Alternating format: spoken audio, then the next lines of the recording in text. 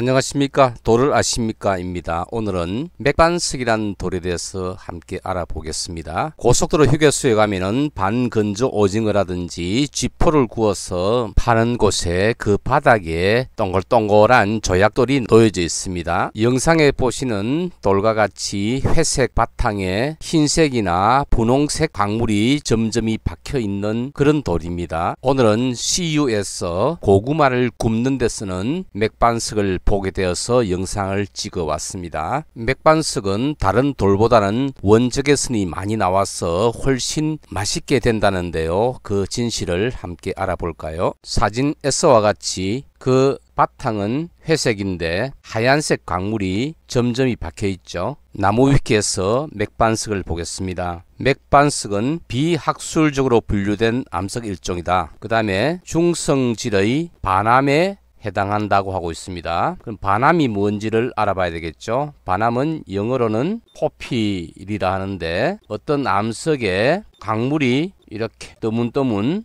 굵직굵직한 것들도 보이고 나머지 기질은 눈에 보이지 않는 그런 광물로 되어 있는 그런 암석을 반암이라 합니다. 즉 여기 나오는 광물 같은 거는 크기가 큰 조립질인데 바닥 부분은 세립질 또는 엄미정질 이렇게 보이는 암석을 반암이라 합니다. 자, 맥반석의 유래는 바위, 돌에 마치 보리밥 알갱이가 붙은 것 같아서 맥반이라는 단어가 붙었다 이야기하고 있죠. 한의학에서 그 용어가 시작된 것으로 생각되고 있는데 생각되고 있는 것이지 실제로 그 용어가 한의학에서 시작됐다는 것에 대해서는 의문점입니다. 그리고 한국에서 맥반석이라는 단어가 널리 받아들여진 것에는 상업적인 이유가 크며 보통 계란이나 오징어를 구울 때 불판으로 사용하는 돌멩이, 조약돌 정도의 인식을 가지고 있습니다. 밑에 사진은 반건조 오징어를 굽고 있는 모습이죠. 다음은 학술적인 관점에서의 맥반석을 보겠습니다. 맥반석은 암석학적으로 정의된 학술 용어가 아닙니다. 그래서 나무 위키에서도 그 범위를 정확히 규정할 수 없다 돼 있죠. 자, 그렇지만은 맥반석의 다양한 조직이나 성분을 볼 때 화성암의 일종이다 이야기하고 있습니다. 그리고 특히 반암이라는 것이 그 조건임을 알 수 있다 돼 있는데 무슨 말인가 하면 반암 보면 한자로 돼 있는데요.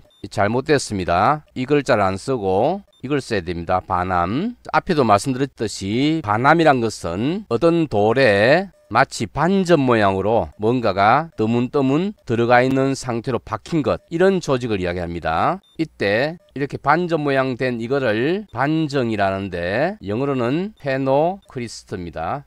자, 여기서 반정이 왜 나타나는가 하면은 지하의 마그마 상태에서 어떤 온도가 되었을 때 어떤 광물이 그 용융증보다 낮은 온도가 되면은 광물이 만들어지겠죠. 자, 이때 마그마 속에 포함되어 있는 광물 성분 중에서 어떤 특정한 광물이 만들어질 수 있는 용융점은 이르렀지만은 다른 광물은 아직 용융점이 이루지 않으면 이 광물만 점점 커지겠죠.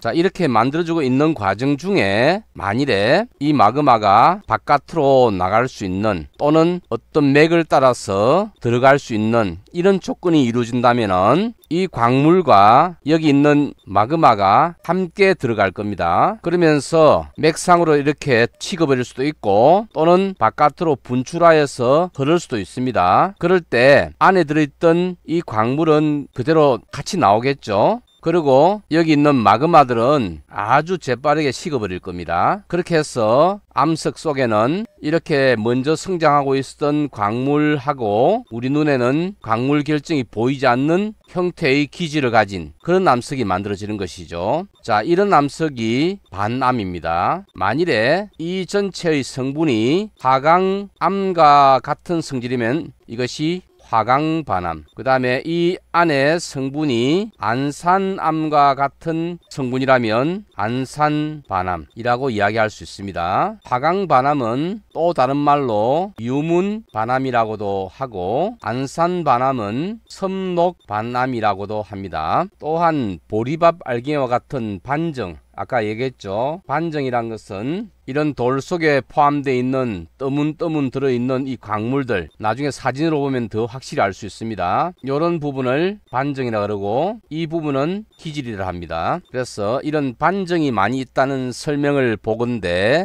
잘 자란 장석이 주 성분일 것임을 알 수 있다. 암석은 장석 반정이 잘 자란 안산암, 조면암 내지는 유문암의 신선한 화성암일 것임을 알 수 있다. 이렇게 돼 있는데 조금 설명이 필요합니다. 화성암에는 분류할 때 깊은 곳에서 만들어지는 심성암이 있고 지표에서 흘러서 만들어지는 화산암에 있다는 이야기를 앞에 했었죠. 그리고 심성암과 화산암도 또 나누어지는데 SiO2 함량이 높은 것하고 SiO2 함량이 낮은 것에서 높은 것을 화산암이 유문암, 중간이 안산암, 낮은 것이 현무암, 그리고 심성암에는 유문암에 대응되는 심성암이 화강암, 그 다음에 안산암에 대응되는 심성암은 섬록암, 현무암에 대응되는 심성암은 반려암입니다. 자, 우리가 화산암과 심성암만 분류했는데 금방 이야기했던 이런 암석 속에 떠문떠문 이렇게 광물이 큰 것들도 들어있으면서 기질이 이렇게 눈에 보이지 않는 조직, 즉 이 광물이 있는 부분은 어떻게 보면 심성암 같아 보이는데 기질 부분은 화산암 같아 보이는 이런 조직의 암석을 반암이라 하고, 이 반암은 어찌 보면 심성암과 화산암의 중간 정도가 되겠죠. 그래서 기질은 유문암이면서 이 유문암에 나타날 수 있는 광물이 이렇게 굵직굵직하게 푹푹 박혀있는 이런 형태의 암석을 유문반암이라 합니다. 근데 그 기질 부분이 어떤 경우는 좀 알갱이는 작지만은 즉 이런 형태의 조립이 아니라 약간 작은 알갱이인 세립으로 되어 있으면서 이렇게 보일 수도 있어요. 그러면 훨씬 유문암보다는 화강암에 더 비슷하겠죠. 그런 경우를 화강반암이라 합니다. 자, 그렇다면 SiO2 함량이 높은 경우는 이렇고 중간 정도인 안산암의 경우에는 유문반암 같이 되어 있는 것을 안산반암이라겠죠. 그리고 섬록암에 비슷한 기질을 가지는데 거기에 굵직굵직한 광물이 점점 반정으로 박혀 있으면 그것을 섬록반암이라 합니다. 현무암 같은 경우는 워낙 어두운 색 암석이라서 기질도 검은색, 반정도 검은색이기 때문에 맨눈으로는 그 조직을 잘 볼 수가 없습니다. 그래서 그것이 현무암에 가까운지 반려암에 가까운지를 잘 구분을 못하기 때문에 현무암과 반려암의 중간적인 반암을 그냥 뭉뚱그려서 기록암이라 합니다. 그래서 여기에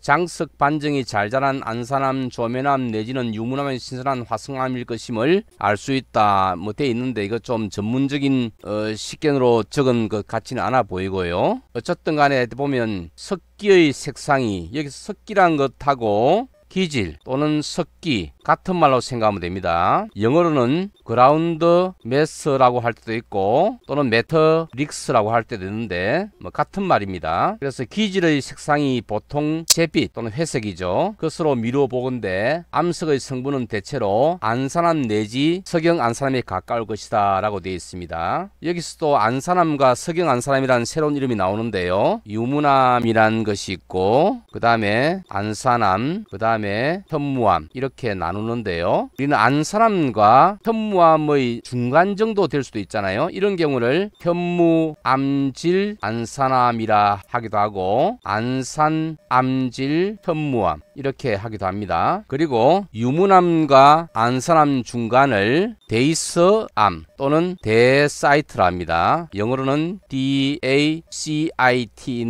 이 데사이트를 안산암보다는 조금 더 SiO2 함량이 높기 때문에 이것을 과거에는 석영 안산암이라고 번역을 했었는데 요즘은 이런 말은 잘 안 쓰고 그냥 데사이트라고 영어로 이야기를 합니다. 그래서 여기 이야기는 뭐냐면 아마 맥반석이란 것은 암석의 성분이 대체로 안산암이나 안산암보다 조금 더 SiO2 함량이 높은 것일 것이다 라는 이야기겠죠. 자,